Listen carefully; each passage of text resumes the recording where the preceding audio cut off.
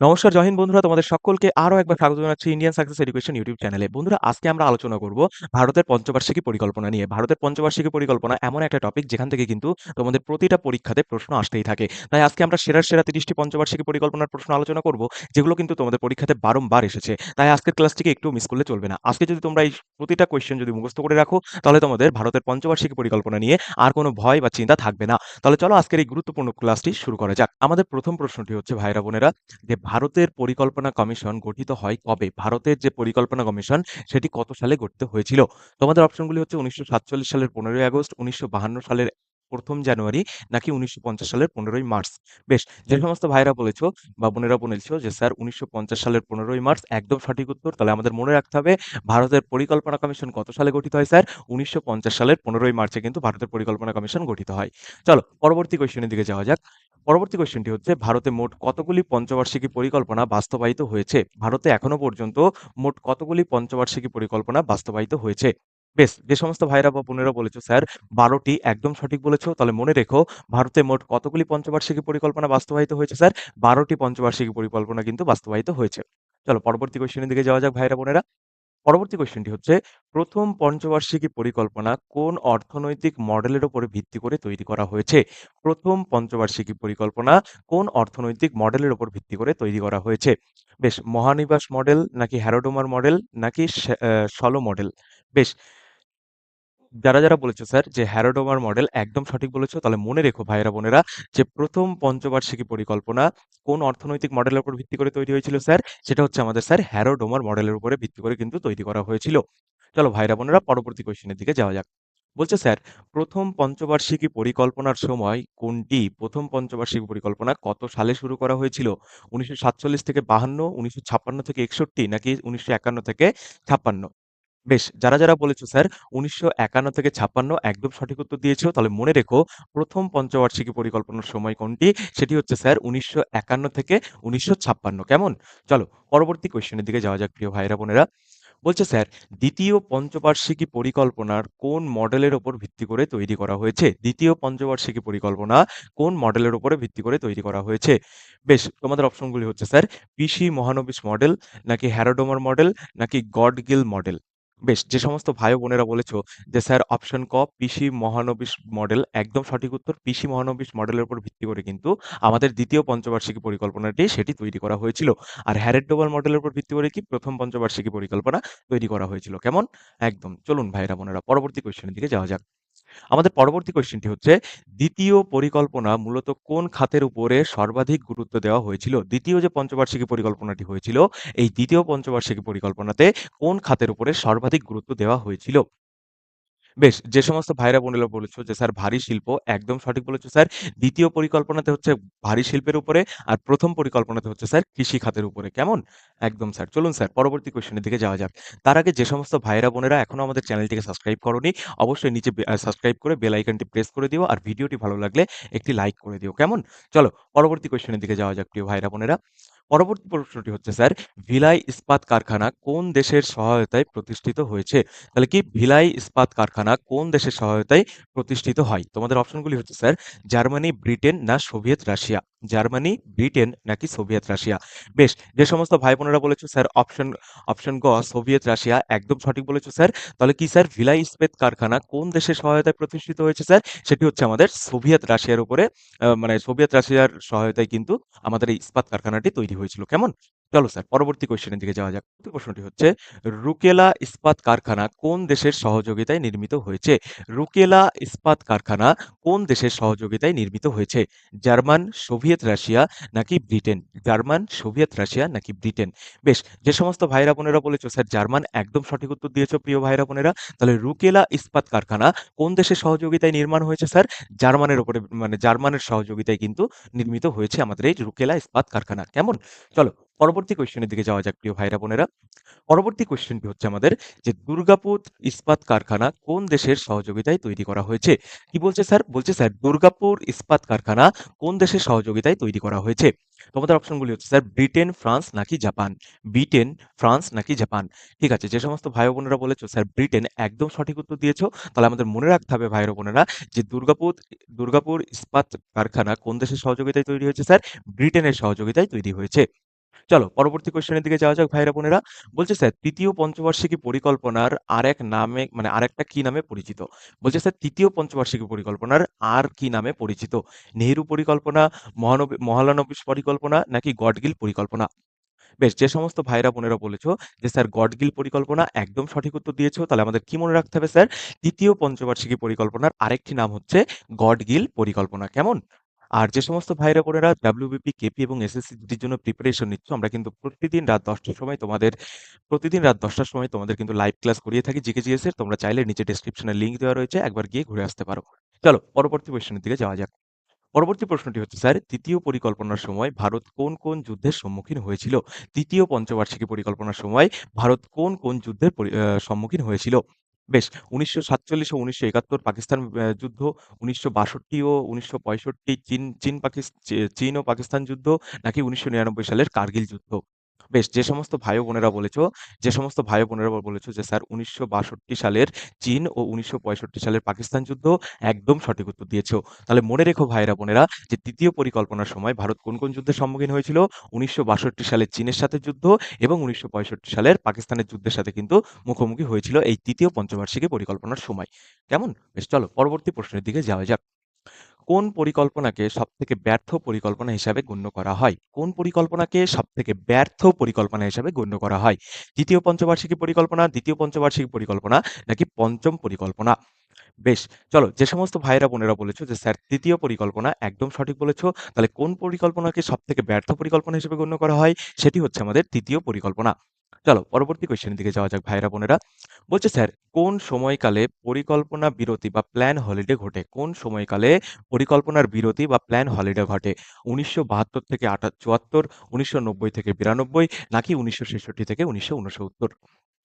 বেশ, যে সমস্ত ভাইয়েরা বোনেরা বলেছো স্যার 1966 থেকে 1969 একদম সঠিক বলেছো। তাহলে কোন সময় প্ল্যান হলিডে বা পরিকল্পনার বিরতি ঘটে স্যার?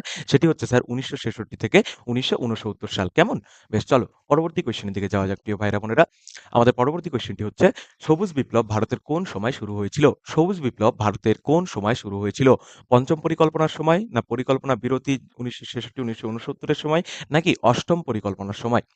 বেশ, যে সমস্ত ভাইরা বোনেরা বলেছো যে স্যার পরিকল্পনা বিরতির সময়, পরিকল্পনা বিরতি কবে হয়েছিল স্যার? একটু আগে পড়লাম আমরা 1966 থেকে 1969। এই পরিকল্পনা বিরতির সময় কিন্তু ভাইরা বোনেরা সবুজ বিপ্লব ভারতে শুরু হয়েছিল। কেমন? বেশ, চলো পরবর্তী কোয়েশ্চেনের দিকে যাওয়া যাক।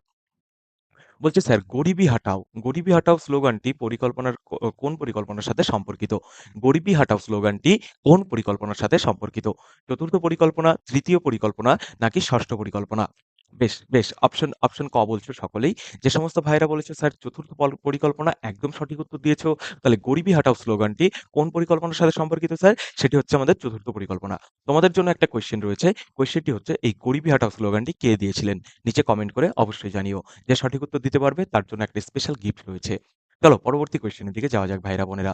বলছে স্যার 14টি প্রধান ব্যাংক জাতীয়করণ করা হয় কোন সালে? 14টি প্রধান ব্যাংক জাতীয়করণ করা হয় কোন সালে? বেশ, বেশ, চলো যারা বলেছো স্যার অপশন খ, যারা বলেছো স্যার অপশন খ 1969 সালে একদম সঠিক বলেছো স্যার 1969 সালে। পরবর্তী কোয়েশ্চেনটি হচ্ছে কোন পরিকল্পনার সময় 1971 সালে বাংলাদেশের মুক্তিযুদ্ধজনিত উদ্বাস্তু সংকট দেখা যায়? তাহলে কোন পরিকল্পনার সময় 1971 সালে বাংলাদেশের মুক্তিযুদ্ধজনিত উদ্বাস্তু সংকট দেখা দেয়? তৃতীয় পরিকল্পনা, পঞ্চম পরিকল্পনা নাকি চতুর্থ পরিকল্পনা? বেশ, যারা বলেছো স্যার অপশন গ চতুর্থ পরিকল্পনা একদম সঠিক উত্তর দিয়েছো ভাইরা বোনেরা। তাহলে আমাদের মনে রাখতে হবে যে 1971 সালে বাংলাদেশে যে মুক্তিযুদ্ধজনিত উদ্বাস্তু সংকট দেখা দিয়েছিল সেটা চতুর্থ পরিকল্পনার সময় দেখা দিয়েছিল। চলো পরবর্তী কোয়েশ্চেনের দিকে যাওয়া যাক প্রিয় ভাইরা বোনেরা। পরবর্তী কোয়েশ্চেনটি হচ্ছে স্যার পঞ্চম পঞ্চবার্ষিকী পরিকল্পনা কোন সরকারের সময় 1 বছর? তাহলে পঞ্চম পঞ্চবার্ষিকী পরিকল্পনার সময় কোন সরকারের সময় 1 বছর ছিল? কংগ্রেস সরকার, বিজেপি সরকার নাকি জনতা পার্টি সরকার? বেশ, যে সমস্ত ভাইয়েরা বোনেরা বলেছো স্যার জনতা পার্টি সরকার একদম সঠিক উত্তর দিয়েছো। তাহলে পঞ্চম পঞ্চবার্ষিকী পরিকল্পনার সময় কোন সরকারের সময়ের 1 বছর ছিল? সেটা হচ্ছে স্যার জনতা পার্টি সরকার। চলো পরবর্তী কোয়েশ্চেনের দিকে যাওয়া যাক প্রিয় ভাইরা বোনেরা। আমাদের পরবর্তী কোয়েশ্চেনটি হচ্ছে জনতা পার্টির সরকার পঞ্চম পরিকল্পনা বাতিল করে কোন পদ্ধতি চালু করে? তাহলে জনতা পার্টি সরকার তারা কি করেছিল স্যার? যে পঞ্চম পঞ্চবার্ষিকী পরিকল্পনা সেটি কিন্তু তারা সম্পূর্ণভাবে বাতিল বা বন্ধ করে দেয়। এই পঞ্চম পরিকল্পনা বাতিল করার পরে তারা কোন পদ্ধতি চালু করেছিল স্যার? রোলিং প্ল্যান, বার্ষিক পরিকল্পনা নাকি ভিশন প্ল্যান? বেশ, যে সমস্ত ভাইরা বোনেরা বলেছিল যে স্যার রোলিং প্ল্যান, একদম সঠিক বলেছো ভাই। রোলিং প্ল্যান কিন্তু এই জনতা পার্টির সরকার চালু করেন, মানে পঞ্চবার্ষিকী পরিকল্পনা সেটি কিন্তু তারা বাতিল করেন। চলো পরবর্তী কোয়েশ্চেনের দিকে যাওয়া যাক। বলছে স্যার আইআরডি কোন পরিকল্পনার সাথে যুক্ত? আইআরডি বা সম্মিলিত গ্রামীণ উন্নয়ন কর্মসূচি কোন পরিকল্পনার সাথে যুক্ত? পঞ্চম পরিকল্পনা, ষষ্ঠ পরিকল্পনা নাকি সপ্তম পরিকল্পনা? বেশ, যে সমস্ত ভাইরা বোনেরা বলেছো যে স্যার ষষ্ঠ পরিকল্পনা, একদম সঠিক উত্তর দিয়েছো। তাহলে মনে রাখতে হবে আইআরডিপি কোন পরিকল্পনার সাথে যুক্ত স্যার? সেটা হচ্ছে স্যার আমাদের ষষ্ঠ পরিকল্পনার সাথে যুক্ত।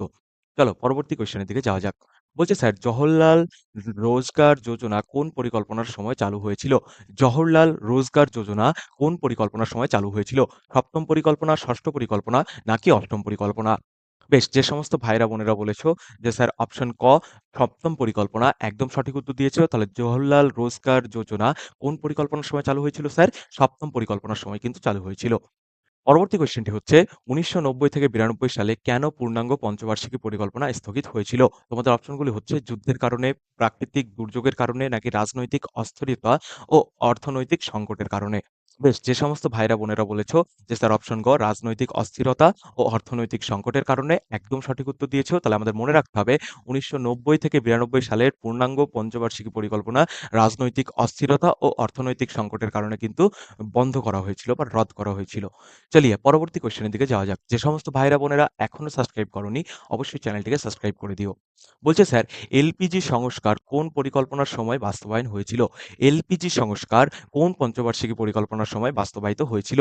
বেশ, যে সমস্ত ভাইরা বোনেরা বলেছো যে স্যার অপশন খ অষ্টম পরিকল্পনা, একদম সঠিক উত্তর দিয়েছো ভাইরা বোনেরা।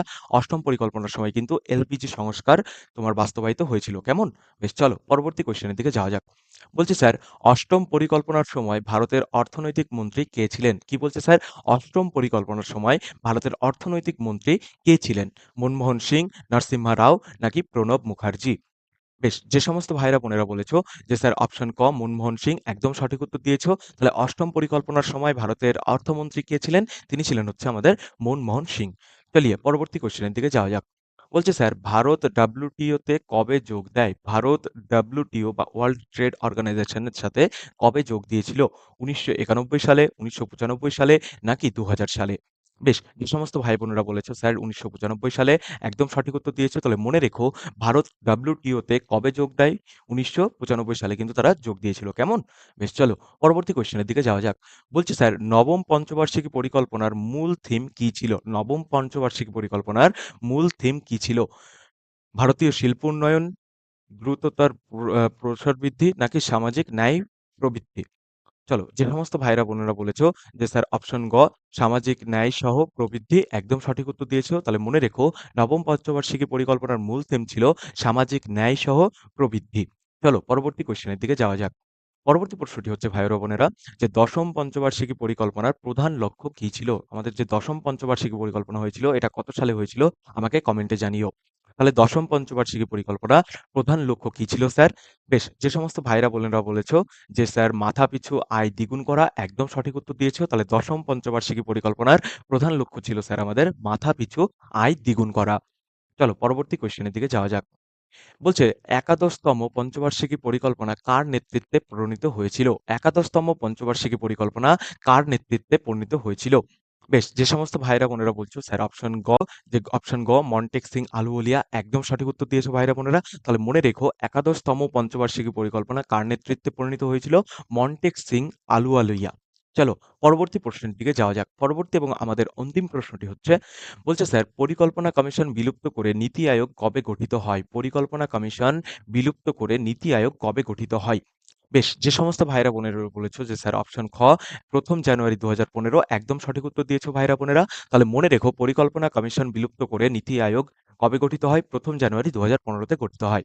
তাহলে বন্ধুরা এই ছিল আমাদের সেরা সেরা পঞ্চবার্ষিকী পরিকল্পনা নিয়ে ৩০টি এমসিকিউ কোয়েশ্চেন। এই আমাদের পার্ট 1, পার্ট 2 ক্লাস তোমরা খুব তাড়াতাড়ি পেয়ে যাবে। নিচে ডেসক্রিপশনে লিংক দেওয়া থাকবে, সেখান থেকে তোমরা পার্ট 2 ক্লাসটি দেখে নিতে পারবে। আজকের এই ক্লাসটি তোমাদের কেমন লাগলো কমেন্টে তোমরা অবশ্যই মতামত জানিও। আর একটা কথা মনে রেখো প্রতিদিন কিন্তু আমরা রাত 10টার সময় ডাব্লিউবিপি, কেপি এবং এসএসসি জিডির জিকে জিএস আলোচনা করি লাইভ ক্লাসে। তোমরা চাইলে সেই লাইভ ক্লাসে যুক্ত হতে পারো এবং প্রতিদিন বিকাল 5টার সময় কিন্তু পঞ্চায়েত আর আইসিডিএস নিয়ে আমরা কিন্তু এমসিকিউ কোয়েশ্চেন আলোচনা আলোচনা করে থাকি। তো বন্ধুরা, আজকের ভিডিওটা এই পর্যন্তই। তোমরা সকলে ভালো থেকো, সুস্থ থেকো এবং তোমাদের সকলের স্বপ্ন যেন পূরণ হয় এই আশা আকাঙ্ক্ষা আমি উপরওয়ালার কাছে রাখছি। তাহলে বন্ধুরা, আজকের মতো ভিডিওটা এই পর্যন্তই। তোমাদের সাথে দেখা হচ্ছে আগামী দিন খুব দুর্দান্ত একটি পঞ্চবার্ষিকী পরিকল্পনার পার্ট 2 প্রশ্ন নিয়ে।